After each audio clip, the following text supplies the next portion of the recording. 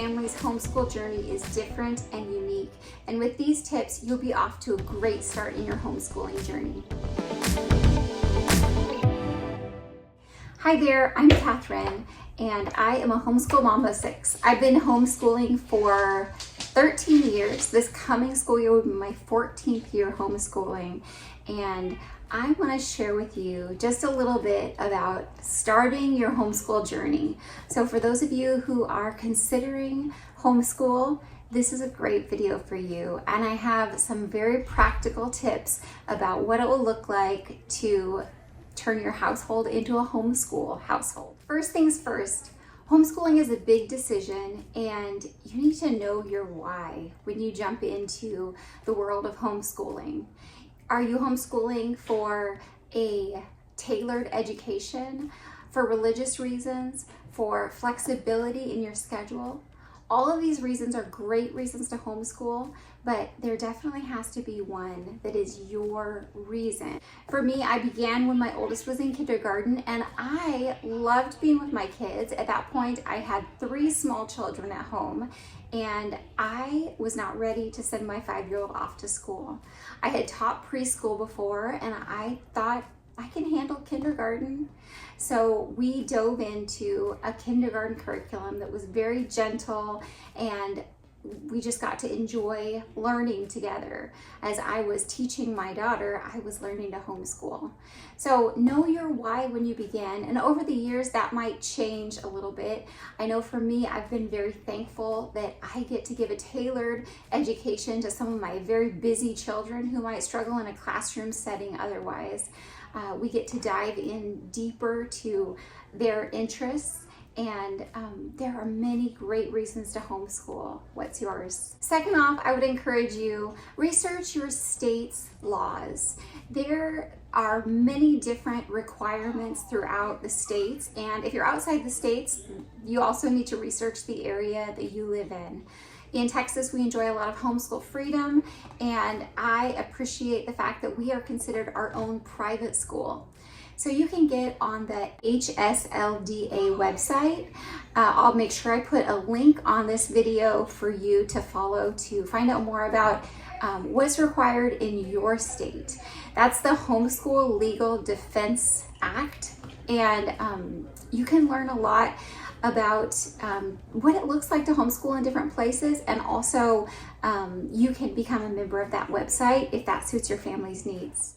We want to meet any needs that are mandated by our state, and also just have the peace of mind of knowing that we are doing our utmost to give our child a good education. My third piece of advice for homeschooling and jumping into this as a new journey is to choose your curriculum wisely. It is amazing how many curriculums are out there, and it can quickly become overwhelming. There's so many good things, but choosing the thing that suits your specific family, your child, and the needs of that particular school year will be a help and a benefit to your family, rather than just picking, what you feel might be the best of the best. Some are much more expensive, and for us at different times that's been more of a limit.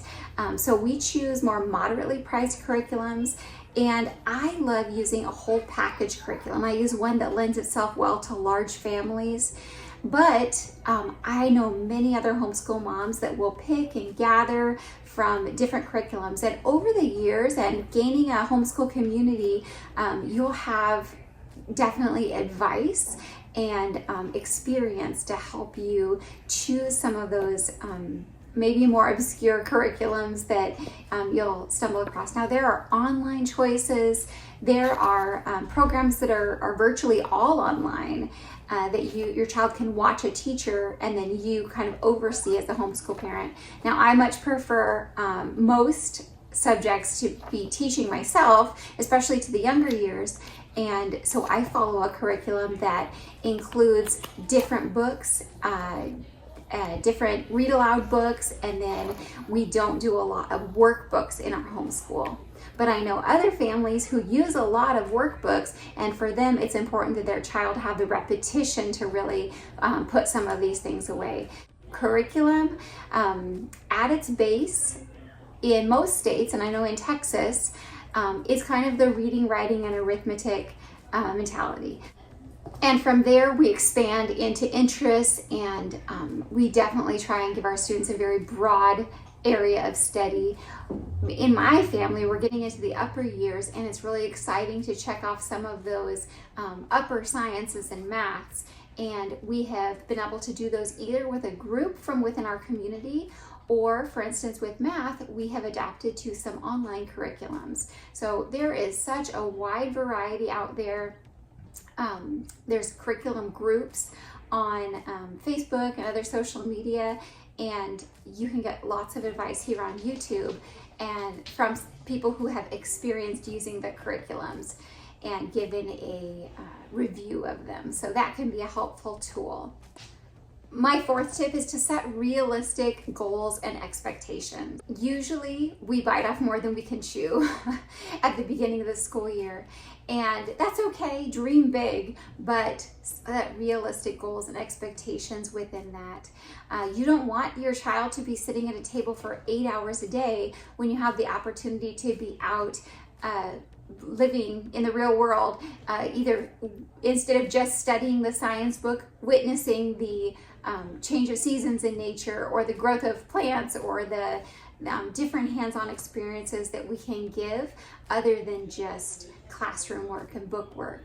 So realistic goals for us in the younger years looked like about an hour and a half to 2 hours of dedicated table work time. Now that was actually broken up into a few different segments, and then in between that we had manipulatives that we used, we got outside, we often went to go see things in person, or even used documentaries and videos that we could kind of help assimilate what we're learning into real life. Throughout the year, you want to set achievable goals and be willing to make adjustments and tweak things when necessary. Like I said, often we start off with these big dreams, and it is okay that we have to adapt them to reality as we go through our school year. My point 5 is to create a realistic, flexible routine. Now this kind of goes hand in hand with adaptability, but for us, instead of having an hour by hour schedule, we have always worked off a flow of our day. Now we typically have our breakfast at the same time, break for lunch at the same time, and have our dinner at the same time. So that keeps our day kind of in a structure. But within that, we flow from our Bible time to our morning chores, to our table work time, to some outside, to working on math, breaking for lunch, and then in the afternoon, the flow that we'll spend time reading as a group. I love to read aloud, but we also use audiobooks that we listen to, and then we'll work into finishing up things that are lingering from the morning. Additional math time is usually needed, and so our day has a flow to it that works with us. But years ago, I made a scheduled flow of our day by observing what we did for a few days and writing down exactly what we were doing hour by hour, and then comparing how those few days looked together. And then I made my routine. And so we have always worked off of a routine, and that has been really good for us. Now, when I feel like the schedule or the kind of our list isn't working for us, sometimes I do take a step back and observe what has changed in our day. How can I adapt to what's more realistic for this season of life? And so taking the time to observe how our daily flow is going, and then tweak the areas that need improvement.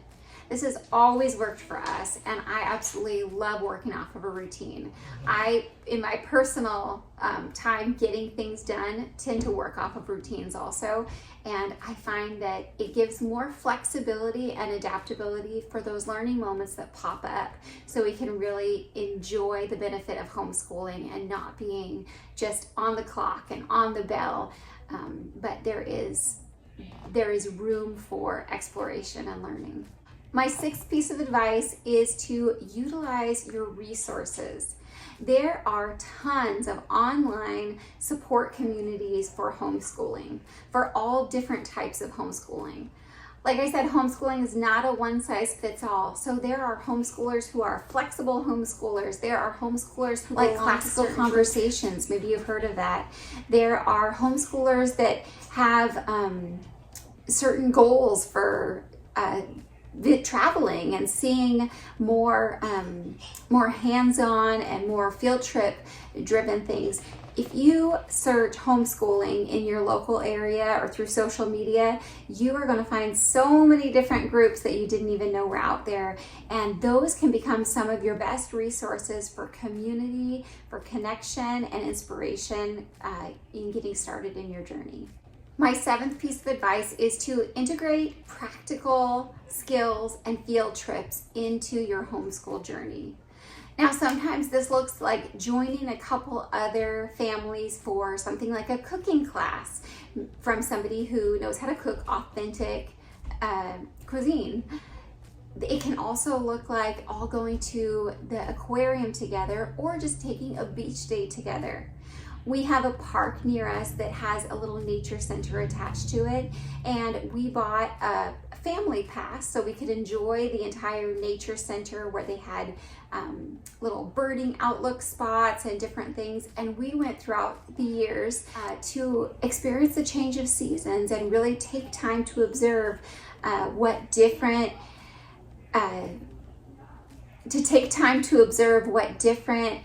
things were blooming, what different birds were traveling through the area. That really enriched our year, and that really can be as simple as just going to the same park on a routine and being mindful to point out the things that are going on.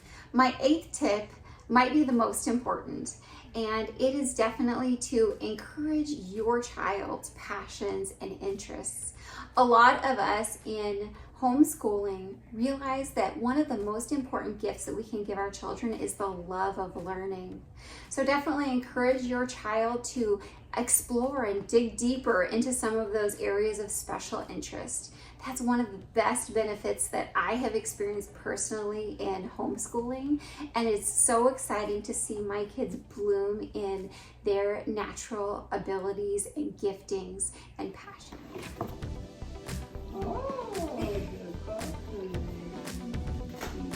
Let's see. Come show me. Wow. Thanks so much for joining me for this video today. I want to encourage you that every family's homeschool journey is different and unique. And with these tips, you'll be off to a great start in your homeschooling journey.